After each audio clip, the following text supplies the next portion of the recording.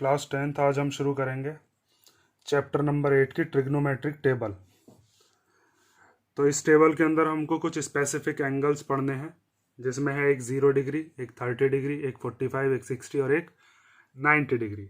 आपके सिलेबस के लिए बस यही एंगल्स हैं, और भी एंगल्स होते हैं जिनको आप आगे क्लासेस में पढ़ोगे। तो इसकी एक ट्रिक होती है किस तरीके से ये टेबल बनाई जाती है। साइन 0 की वैल्यू कितनी होती है, साइन 30 की, साइन 45, साइन 60 और साइन 90। जिस तरीके से हम साइन की वैल्यू निकालेंगे उसी तरीके से कॉस की भी वैल्यू होती है, टेन की, कॉसेक, सेक और कॉट। इन सब की वैल्यूज को हम सीखेंगे कि कैसे ये टेबल कंप्लीट की जाती है। तो इसके लिए आपको बस साइन की वैल्यू पता होनी चाहिए कि साइन की वैल्यू कैसे बनाई जाती है, और साइन से ही हम फिर बाकी की वैल्यूज को बना लेंगे। तो देखिए साइन थीटा कैसे बनाया जाएगा। सबसे पहला जो काम आप करोगे वो करोगे, यहाँ पे लिखोगे 0, फिर 1, 2, 3, 4। हर किसी डिजिट के नीचे क्या ले लोगे, 4, और उसके बाद सारे डिजिट्स को रूट के अंदर बंद करोगे। ये वाली रूट के अंदर आ गई, ये भी रूट के अंदर, ये रूट के अंदर आ गया, ये भी रूट के अंदर आ गया और ये भी रूट के अंदर। अब जो कैंसिल हो सकते हैं उनको कैंसिल कर लेते हैं। 2 1 जा 2 एंड 2 2 जा 4 एंड 4 1 जा 4। उसके बाद 0/4 को क्या लिखते हैं, 0 ही आएगा, क्योंकि 0 को हम किसी से भी डिवाइड करते हैं तो कितना आता है, 0 ही आता है। तो जब 0 रूट के बाहर निकलेगा तो उसकी वैल्यू क्या हो जाएगी, 0।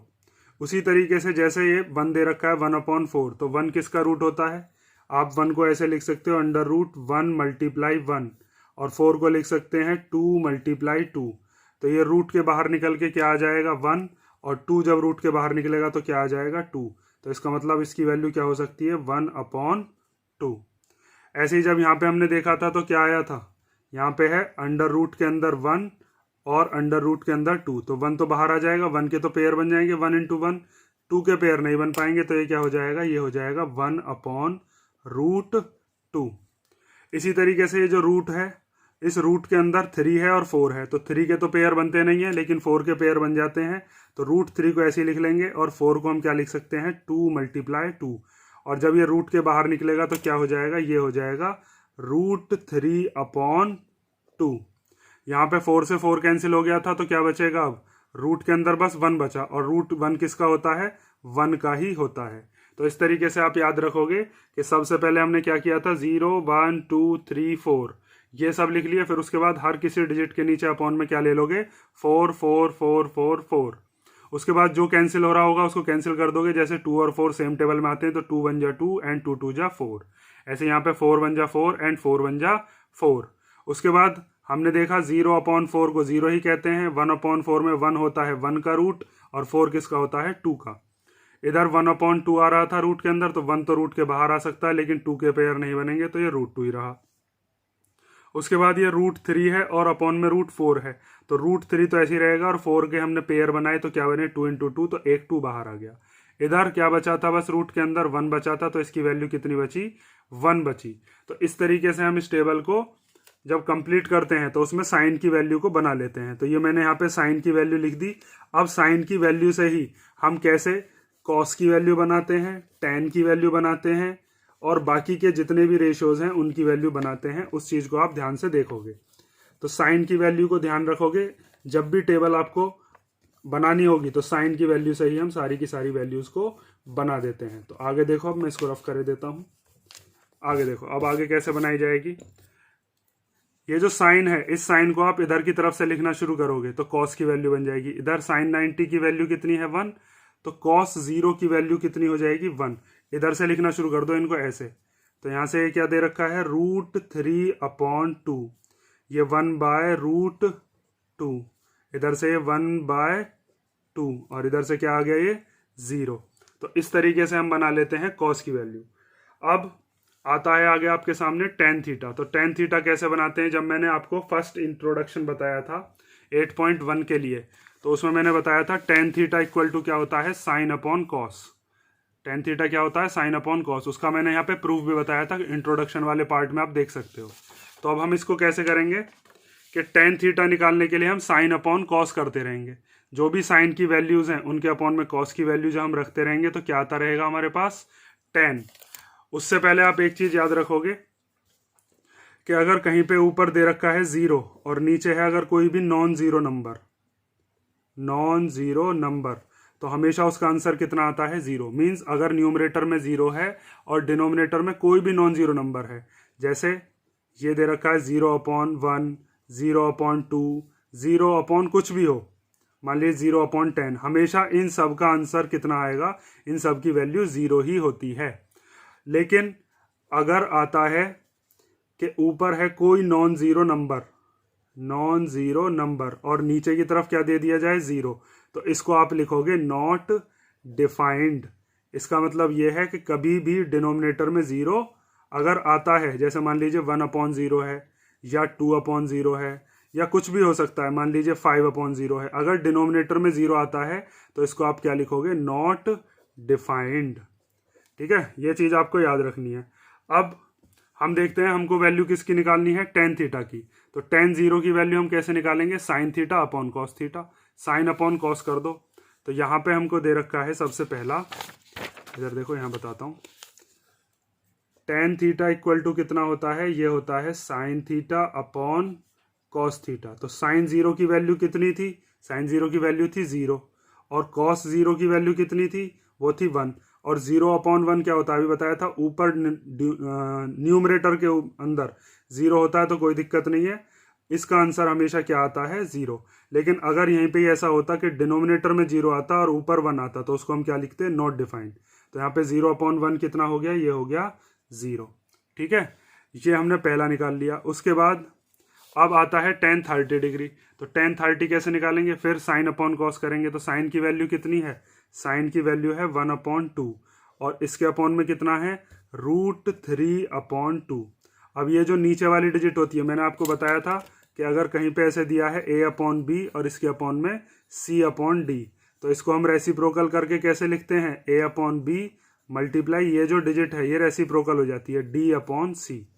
ठीक है, तो इसको भी ऐसे ही करेंगे, ये 1/2 है मल्टीप्लाई ये √3/2 जो है, ये 2 ऊपर चला जाएगा, √3 नीचे आ जाएगा। तो इस 2 से ये 2 कैंसिल हो गया, क्या बचा 1/√3। तो इसका मतलब tan 30 की वैल्यू कितनी आई, 1/√3। इस वाले 2 से ये वाला 2 कैंसिल हो गया। उसके बाद देखते हैं हम, उसके बाद आती है हमारे पास tan 45 की वैल्यू। तो tan 45 कैसे निकालेंगे, देखो tan 45 निकालने के लिए हमारे पास sin 45 की वैल्यू कितनी है, यहाँ पे देखो इधर sin 45 की वैल्यू है 1/√2 और cos 45 की वैल्यू भी कितनी है 1/√2। साइन और कॉस दोनों की वैल्यू बराबर कब होती है, 45 डिग्री पर। इसकी भी 1/√2 और इसकी भी 1/√2। तो अब 1/√2 के अपॉन में 1/√2 रख दो, 1/√2 अपॉन 1/√2। ये नीचे वाली डिजिट जो है रेसिप्रोकल हो जाएगी, 1/√2 मल्टीप्लाई √2/1। √2 से √2 कैंसिल, 1 का बचा, बस 1/1 को हम क्या लिखते हैं 1। उसके बाद आता है अगला sin 60 ये दे रखा है, cos 60 ये रहा, इन दोनों को अगर हम अपॉन में लेंगे तो हमारे पास tan 60 की वैल्यू आ जाएगी। तो tan 60 की वैल्यू निकाल लो आप। तो tan 60 की हो जाएगी √3/2 और इसके अपॉन में कितना 1/2। तो इसके अपॉन में आ गया 1/2। अब इसको भी हम जब सॉल्व करेंगे तो √3/2 मल्टीप्लाई ये रेसिप्रोकल हो जाएगा 2/1, यहाँ पे जैसे बताया था अभी, 2 से 2 कैंसिल हो गया, क्या बचा बस √3/1 में 1 अपॉन का 1 हम लिखते नहीं है, तो यहाँ पे क्या आ गया √3। अब उसके बाद आता है 1/0। 1/0 अगर हमें tan 90 निकालना है तो sin 90 की वैल्यू 1 है और cos 90 की वैल्यू कितनी है 0। तो जब आप sin अपॉन cos करेंगे तो कितना आएगा 1/0। और अभी मैंने आपको बताया था कि अगर ऊपर कोई नॉन जीरो नंबर है और नीचे की तरफ 0 है तो उसको हम क्या लिखते हैं, नॉट डिफाइंड। तो अब यहाँ पे आप देख सकते हो नीचे की तरफ मतलब कि डिनोमिनेटर में 0 आ चुका है, तो इसको हम क्या लिखेंगे, इसको हम लिखेंगे नॉट डिफाइंड। तो यहाँ पर कितना आया, यहाँ पे हम लिख सकते हैं नॉट डिफाइंड। ठीक है, और नॉट डिफाइंड का साइन भी ये होता है, इन्फिनिटी बना देते हैं हम। ठीक है, अब आगे देखो, उसके बाद हमको दिया है कॉसेक थीटा। तो कॉसेक थीटा क्या होता है, जब मैंने फर्स्ट एक्सरसाइज का इंट्रोडक्शन बताया था तो वहीं पे ही बताया था कि कॉसेक थीटा किसका रेसिप्रोकल होता है, साइन का। साइन किसका रेसिप्रोकल होता है, कॉसेक का। और साथ में एक ट्रिक भी बताई थी, ये वाली, ये प्यारे बेटा पप्पू हौले हौले बोल, सोना चांदी तोल।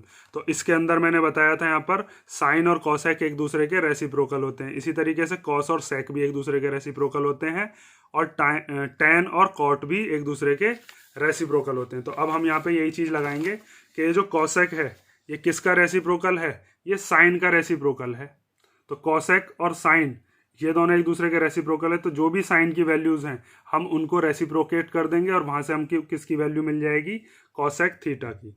तो मैं क्या काम करता हूँ, इन सब के नीचे अपॉन में क्या मान लेता हूँ 1। इनके नीचे तो दे रखा है कुछ, इसके नीचे भी क्या मान लिया 1।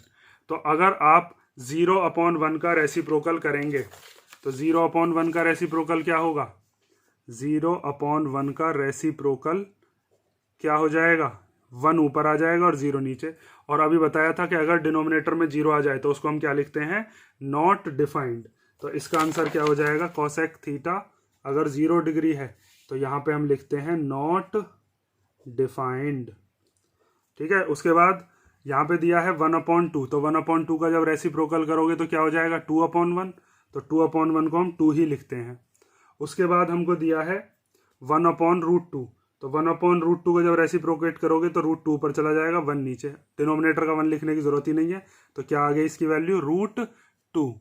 उसके बाद आता है sin 60, तो sin 60 के लिए 2 ऊपर चला जाएगा, √3 नीचे आ जाएगा। रेसिप्रोकल कर रहे हैं हम तो 2/√3। उसके बाद हमको दिया है 1, तो 1 का रेसिप्रोकल करते हैं तो 1 ही आता है। 1 और -1 ये 2 डिजिट ऐसी होती हैं, इनका रेसिप्रोकल करते हो तो वही डिजिट आ जाती है। ठीक है, तो कॉसेक थीटा की वैल्यू भी हमारे पास निकल गई। अब आता है सेक थीटा। तो सेक थीटा को करने के 2 तरीके हैं, या तो आप जैसे मैंने साइन का रेसिप्रोकल करके कॉसेक निकाला है इस तरीके से ही आप कॉस का रेसिप्रोकल करके सेक निकाल सकते हो, या फिर इस वाली वैल्यूज को इधर की तरफ से लिखना शुरू कर दो और सेक की वैल्यू बन जाएंगी। जैसे ये 1, तो ये 1 आ जाएगा यहाँ पर, ये 2/√3, ये 2/√3 आ गया इधर, ये √2 ये एज इट इज आ जाएगा, ये जो 2 है ये 2 यहाँ पर आ जाएगा, और नॉट डिफाइंड यहाँ पर आ जाएगा। ठीक है, आप चाहो तो इनके रेसिप्रोकल भी कर सकते हो। आप देख सकते हो 1 का रेसिप्रोकल करेंगे तो 1 ही आएगा, √3/2 का करेंगे तो 2/√3, 1/√2 का करेंगे तो √2 ऊपर 1 नीचे, 1 नीचे लिखते नहीं है तो यही आ जाएगा। 1/2 का रेसिप्रोकल करेंगे तो 2, और 0 का रेसिप्रोकल करेंगे तो नॉट डिफाइंड, ये 0/1 है तो 0/1 का रेसिप्रोकल करेंगे तो 1 ऊपर 0 नीचे, और जब भी डिनोमिनेटर में 0 आ जाए तो उसको हम क्या लिखते हैं, नॉट डिफाइंड। तो आप कॉस की वैल्यू सेक को रेसिप्रोकल करके भी निकाल सकते हैं, सेक को कॉस को रेसिप्रोकल करके निकाल सकते हैं, या फिर इधर से भी लिख सकते हैं। अब लास्ट बचता है हमारे पास कौन सा, कॉट। तो कॉट की वैल्यू कैसे निकालेंगे, टैन और कॉट भी एक दूसरे के रेसिप्रोकल होते हैं। तो यहाँ पर जो ये टैन की वैल्यूज दी हैं, इन टैन की वैल्यूज को हम रेसिप्रोकेट कर देंगे और वहां से हम किसकी वैल्यू निकाल लेंगे, कॉट थीटा की वैल्यूज। तो इसके नीचे मैं क्या मान लेता हूँ, यहाँ पर है 1, इसके नीचे तो कुछ नहीं है तो 1 के नीचे तो 1 ही मान लेते हैं। और ये जो नॉट डिफाइन आया था, नॉट डिफाइन का मतलब क्या था, 1/0, तो हम इसको रेसिप्रोकेट करेंगे यहाँ पर, इस √3 के नीचे भी क्या मान लो 1। अब देखो ये जो टैन है, टैन का रेसिप्रोकल कॉट, तो इसका रेसिप्रोकल करेंगे तो 1 ऊपर चला जाएगा, 0 नीचे। और अभी बताया था कि अगर 1 के अपॉन में 0 आ जाए तो उसको हम क्या लिखते हैं, ये हो जाएगा नॉट डिफाइंड। तो हम अब कह सकते हैं कॉट थीटा अगर 0 डिग्री है तो उसकी वैल्यू कितनी होगी, कॉट थीटा 0 डिग्री पर ये हो जाएगा नॉट डिफाइंड। तो यहाँ पे लिख दोगे नॉट डिफाइंड। उसके बाद 1/√3 को रेसिप्रोकल करोगे, √3 ऊपर 1 नीचे, नीचे का 1 लिखने की जरूरत नहीं है क्योंकि 1 से डिवाइड करके कोई भी डिजिट वही आ जाती है। तो यहाँ पर √3 आ गया। उसके बाद इस 1 का रेसिप्रोकल करोगे तो 1 का रेसिप्रोकल तो 1 ही आता है, तो यहाँ पर 1 आ गया। उसके बाद √3/1 को जब हम करेंगे तो 1 ऊपर चला जाएगा, √3 नीचे, तो ये आ गया 1/√3। अब ये जो नॉट डिफाइन था, नॉट डिफाइन हमारा कैसे आया था, जब डिनोमिनेटर में 0 आ गया था। अब इसका जब हम रेसिप्रोकल करेंगे 0 ऊपर चला जाएगा, 1 नीचे, तो जब 0/1 होता है, 0/1, तो उसको हम क्या लिखते हैं 0। अगर 0 के नीचे डिजिट में, नीचे अपॉन में मतलब डिनोमिनेटर में कुछ भी हो, उसको हम क्या लिखते हैं 0 ही लिखते हैं। तो जब इसका रेसिप्रोकल किया, 0 ऊपर 1 नीचे, नीचे 1 भी आता है तो भी उसका आंसर क्या आएगा, 0 ही आएगा। तो इस तरीके से आप इस टेबल को कंप्लीट कर सकते हो। तो आपने देखा कि यहाँ पर बस हमने साइन में एक ट्रिक लगाई थी, और वो ट्रिक क्या थी, 0 1 2 3 4 हर किसी के अपॉन में 4 ले लो, रूट के अंदर डाल दो, उसके बाद सॉल्व करके ये आ जाएगा। साइन से ही हम कॉस बना लेते हैं, साइन कॉस से ही टेन आ जाता है, और इन तीनों से ही साइन कॉस टेन से ही हम किसकी वैल्यूज को बना लेते हैं, कॉसेक, सेक और कॉट। और ये वाली जो टेबल है ये आपकी एक्सरसाइज नंबर 8.2 के लिए बहुत ज़्यादा ज़रूरी है। तो ये एक्सरसाइज अगर आप भूल जाते हो तो कैसे बनानी है वो मैंने आपको बता दिया है। ठीक है, ज़्यादातर तो बच्चे इसको याद ही कर लेते हैं, अगर याद कर लेते हो तो बहुत अच्छा, लेकिन अगर भूल जाते हो तो किस तरीके से बनाते हैं ये आपको पता होना चाहिए। यहाँ पर अब 2-3 बात और हैं जो ध्यान देने की हैं, जो इम्पोर्टेंट हैं, जो कि एक आध नंबर में पूछी जा सकती हैं प्रैक्टिकल वगैरह में। जैसे आपसे पूछता है कि वो एंगल बताइए जिस पर साइन थीटा और कॉस थीटा की वैल्यू इक्वल रहती है। तो मैंने अभी बताया था आपको बीच में जब समझा रहा था कि साइन और कॉस इन दोनों की जो वैल्यू है वो 45 डिग्री पर सेम रहती है, 1/√2 1/√2। इसी तरीके से कॉसेक और सेक की वैल्यू भी √2 ही रहती है 45 डिग्री पर। ठीक है, तो हम ये कह सकते हैं साइन थीटा और कॉस थीटा बराबर कब होंगे, 45 डिग्री पर। अब आगे हम एक चीज़ और देखते हैं इसमें कि ये जो साइन थीटा दिया है, ये साइन थीटा यहाँ से 0 से होता हुआ कहाँ तक जा रहा है, 1 तक। इसका मतलब साइन थीटा की जो वैल्यू है इधर तक जाते जाते क्या हो रही है, इंक्रीज हो रही है। जैसे जैसे एंगल इंक्रीज हो रहा है वैसे वैसे साइन थीटा की वैल्यू भी क्या हो रही है, इंक्रीज। लेकिन कॉस थीटा की वैल्यू क्या हो रही है, पहले 1 थी और फिर इससे डिक्रीज होते होते क्या हो गई, 0। इसका मतलब जब हम एंगल बढ़ाएंगे तो साइन की वैल्यू भी बढ़ेगी, और जब हम एंगल बढ़ाएंगे तो साइन की वैल्यू कॉस की वैल्यू घट जाएगी। ठीक है, एंगल बढ़ने के साथ साइन भी बढ़ेगा, एंगल बढ़ने के साथ कॉस घटेगा। ये एक दूसरे को उल्टा हमने लिखा था, इधर से लिखा था ना, इसीलिए ये दोनों एक दूसरे के उल्टे होते हैं। अब इस बात को हम लिख भी लेते हैं कि ये दोनों की जो वैल्यूज होती हैं, देखो इधर लिखे देता हूं मैं नोट डालकर, मेरे साथ साथ ये टेबल बना सकते थे आप, और साथ में ये नोट भी डाल के लिख लेना। अगर जब एग्जाम आता है एक बार इसको देखने की जरूरत पड़ेगी बस आपको, कि इन टेबल